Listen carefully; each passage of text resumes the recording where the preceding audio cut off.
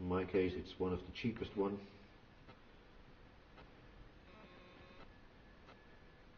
You can waste the material because it's very cheap, smelling like fresh urine.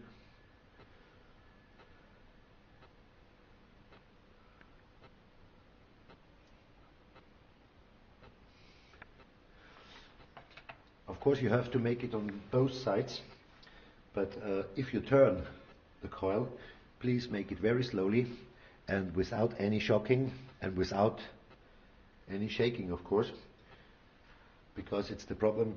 The sand inside now is in the right position. I hope so. We will see. We will see it when we collect everything together. In this moment, where we did the gluing work, I can show you a very interesting effect I cannot explain. But I think it's not necessary to explain the effect. It's only a so-called control effect to check if everything is connected correctly. Well, you have to put one wire straight ahead, and you have to mount, so I can show it here. You can mount the other side of the wire to the minus of your multimeter, and you can keep the multimeter into your hands. So I cannot show it really, so I hope to try to. I put this one, and when I keep my hand to the outside the tube, it shows me 1.8, 1.9 volts. But you can believe me, you cannot glow any LED, you cannot do nothing. It's only, I don't know, I cannot explain. I think it's the sand inside who is doing something. Maybe he's loaded a little bit from the high voltage before. I cannot explain, but it's very interesting. So I can show you, if I keep the plus directly, I get also 1.7, 1.8, but if I keep my body between, I get a little bit more than before. So it seems that the quarks inside and the coil inside will do something I cannot explain, but believe me, I don't want to explain it. It's only a small check if everything is okay. If you can see this phenomenon in this stadium, I can guarantee you your pyramid will work in your home if you construct it. Well, ladies and gentlemen, the most terrible work is done. While the epoxy glue is hardening, let me give you an idea why this construction is working. First, I have to say I cannot guarantee you my principle function because nobody can prove it. We can only see it is working, and we can only think about its functions. But I want to tell you what I found out in the time I made my work with the pyramids. Well, in the intro I told you we are not speaking about over-unity, because over-unity, I think it's something absolutely different.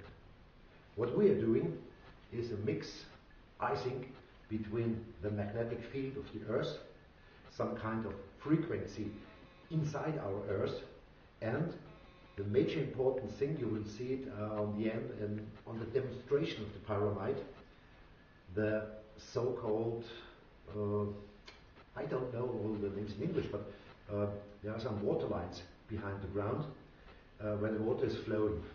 And maybe you know it, if you build some house, some people, they are very sensible for these water lines, bad lines and good lines. It's a kind of religion. Some people are laughing about these things. Some people, they keep it very, very serious when they build some houses, they keep somebody who is able to check it with two metal pieces. Maybe you saw it. The name in German is Reupload. I don't know the name in English. And some people, when they construct their house, when they build their homes, they try to find out the good and the bad places. Not to sleep on bad places and not to cook on bad places. And this was one of the greatest secrets in 2006 and 2007, one of my major secrets. I didn't tell anybody that these water lines, they are existentially necessary to give the pyramid some energy. So we can believe three things. On the first part, it's absolutely necessary to bring the quartz to any moving. So it could be some micro moving, I don't know, but you know, quartz is very sensible for swingings.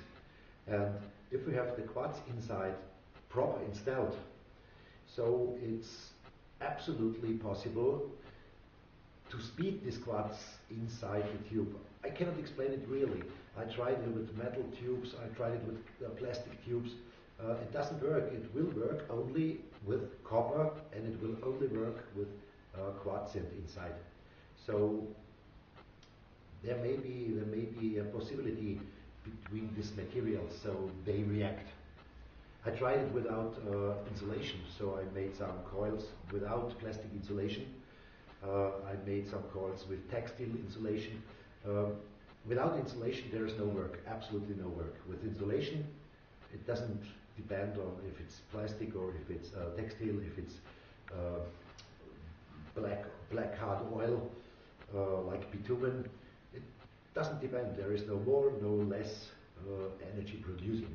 But it is necessary that you bring the pyramid into a correct north-south poling, and it is absolutely necessary to stay on a so-called water line or bed line, like you tell it. Well, my problem is I cannot feel these lines, so I have in our village somebody who did this, and it's very impressive because I checked it years ago with a few people. Everybody told me he can do this job with the two metal pieces to find the good and the bad lines. And I have some points here in my home, in my garden, and on other secret places.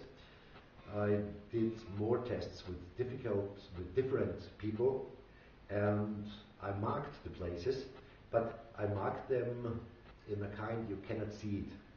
So I kept small nails on all points where the people say, okay, here are good places or here are bad places.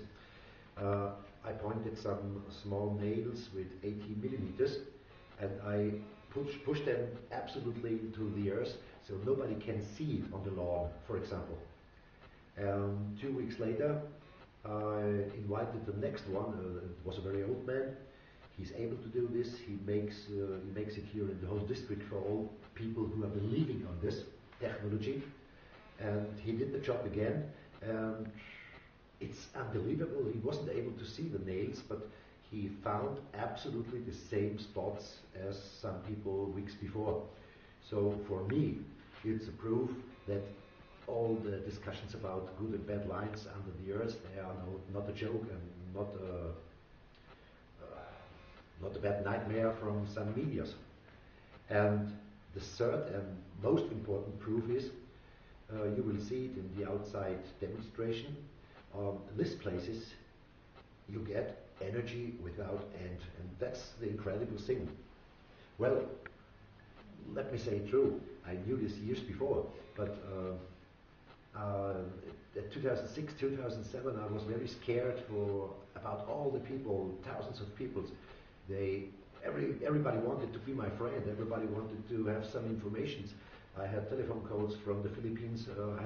I had telephone calls from the United States. Universities invited me to present my pyramid. And maybe you remember at this time, it was very important for me to prove that this technology is an old ancient technology. So in my Austheimer was a great friend from Eric from Däniken, one of my all-stars, the man who made the pyramids in reality, because as I was a boy, as I was a child, it was the most important lecture for me to read something from Eric from Däniken. And maybe you know another Austrian author. Däniken is a Swisser, is from Swiss, we know. There is Reinhard Habeck, and he wrote the wonderful book Electricity for the Pharaoh, Light for the Pharaoh, at German Licht für den Pharao. And this was a book, it nailed me really, because the idea that the old Egyptians had some electricity, it was a great idea for me, and because it's not everything if you think they had some light, and there were some people proving that you can make light with a glass bulb you see in Dendera.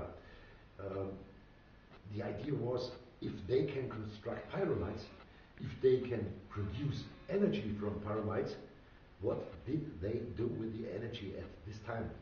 And this is the most incredible question of our mankind. Well, I will stop with my Egypt and pyramid philosophy, because I know with this discussion I get the people laughing every time, because they say, okay, you're a fool, you can't produce any energy with a pyramid, you speak about things you cannot prove. But if I'm able now to show you that you can make energy with a pyramid, I am able to ask you why. And I am sure I'm not the inventor of this, and I'm sure this technology exists more than 1,000 years. Well, there is one question: where is the proof for the old ancient technology? In this case, I can tell you something. The most things inside the pyramids 1,000 years ago, they were from metal, of course, because you need metal to produce electricity. And if it is true, we have a real great problem with the pyramids, because the water lines beyond the earth, they change from time to time. So even we know North and South Pole, they are wandering, they are changing from time to time. And maybe it was fact that the pyramid stopped to produce energy because the lines changed beyond the pyramid. So in this moment, the pyramid will be without value. There are two possibilities what you can do against it. You can make the next pyramid near the old one. Great idea, because if you look to Egypt, you see plenty of pyramids, small and greater ones, and they are nearby in the same area. And I don't want to speak with you about the fully missing of any mummies inside. I don't want to discuss with you if this would be graves or not, but it could be that the pyramids stopped to produce. So we know the very first pyramid, it was a very scary technology. And a few meters far away, they built the next one, then they built the next one, and we know that we don't know anything. That's the major problem. We don't know anything about pyramids. We only know that what the people are saying us, the scientists say to us, and my problem is I'm not a scientist. I'm not a scientist. I'm a very normal man, and it doesn't have any value. So a few years ago, 2 years, 3 years ago, I stopped to discuss about the ancient technology. I stopped to make pyramids in the same inside design like the pyramids, for example in Gizeh. Maybe you can remember my V6, version 6 was constructed with a condensator in a 45 degrees angle. I tried to give the great stairways in the Cheops pyramid, I want to give him a sin. And I found out the angle about 42, 45 degrees.